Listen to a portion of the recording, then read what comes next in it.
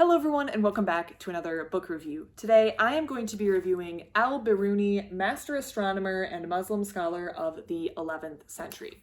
This is a book in a series that I have been sort of reading, not in any particular order, called Great Muslim Philosophers and Scientists of the Middle Ages. So this series seeks to bring to light some of these Muslim philosophers and scientists who have made great contributions to the knowledge that we have in science or any other field, and bring them to light to the Western public, because many of these names are not household names in the West, even though their work, really influenced many thinkers and scholars in Western Europe in later years.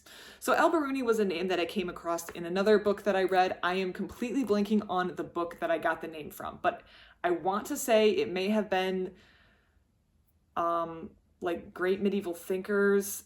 A book that I read in the last month mentioned Al-Biruni. So I went on a little bit of a hunt, I found this book, and I realized it was in a series that I was already familiar with, so I got this book out and read it.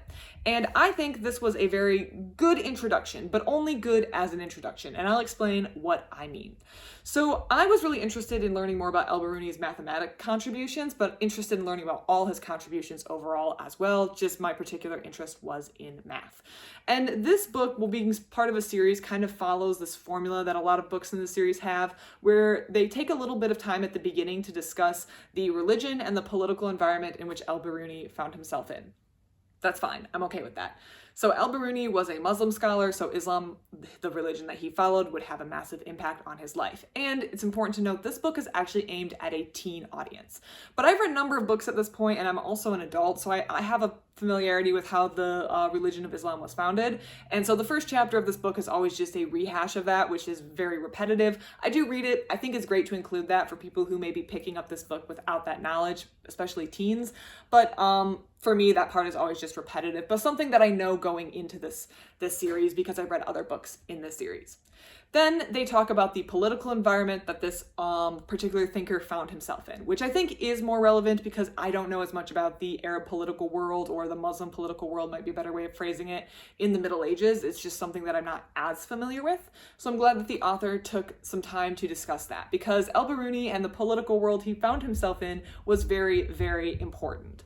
So the author then goes on to reconstruct a biography, and Al-Biruni was a man who was really a victim of political changes, political whims. So as a scholar, he was frequently looking for patrons, and he had to move from court to court. He was brought places against his will, and while it never was implied to me that he was like tortured or held prisoner, he was sometimes forced into situations against his will, or he had to stay with people or places that he didn't want to stay to maintain funding or to continue his research. But he was very, very dedicated, and he wrote on a wide variety of topics.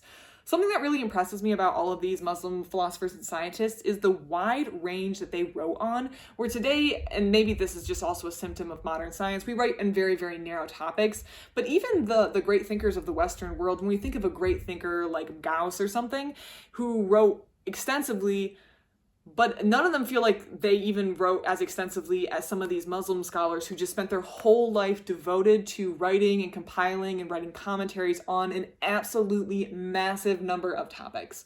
So the biography and where Al-Biruni moves to which core is reconstructed, as well as mentioning all the, well, not all, but most of the topics that he wrote on. So I found that part also to be very interesting. Now, one of the things that I do have a little bit of a problem with, and I think this may just be the fact that this book was for teens, but also there could be a little bit of maybe not all his works have been translated into English. I think some of his works still remain only in Arabic, is that the author will say, oh, he made a contribution to X field. The author never goes into detail about what that contribution specifically is, like what formulas, what piece of knowledge, what synthesis, or who was influenced by his work and what that led to. And I think that would make the book a little stronger, is if they went a little bit more in detail instead of just saying, well, they made contributions to astronomy, or they made contributions to this, that, or the other thing. Al-Biruni was a big part of, at least my view after reading this book, is he was a big part of taking all this knowledge from India and putting it into Arabic, which then would be the link to the Western world. So information has kind of flowed from east to west through the Arab world at this time, and he was really, really influential. He wrote a history of India, and he also translated some stuff from Sanskrit to Arabic, which was quite important. But The authors of this book never go really in depth on what his contributions are. I had to do a lot of that by digging online, and I think the author could have made the book a little bit better by taking a little bit more time to discuss what his contributions specifically were in this book. But that could also be a limitation of me as an adult reading a book aimed for teens, just going to be a little bit simpler, a little bit easier. Maybe the author felt like it wasn't necessary to go into depth on every single way that he influenced. Overall, though, this was a fantastic introduction. There's not a lot of works on Al-Biruni written in English, at least that I could tell from my library system. So this was a good, solid introduction, and I feel like it gave me the basis I needed to know a little bit about this individual. And I would recommend, if you're looking for a book on Al-Biruni, this could be a good place to start. If you have read this book or have any thoughts or comments, please leave it in the comment section down below. Thank you so much for watching, and I hope you have a great rest of your day.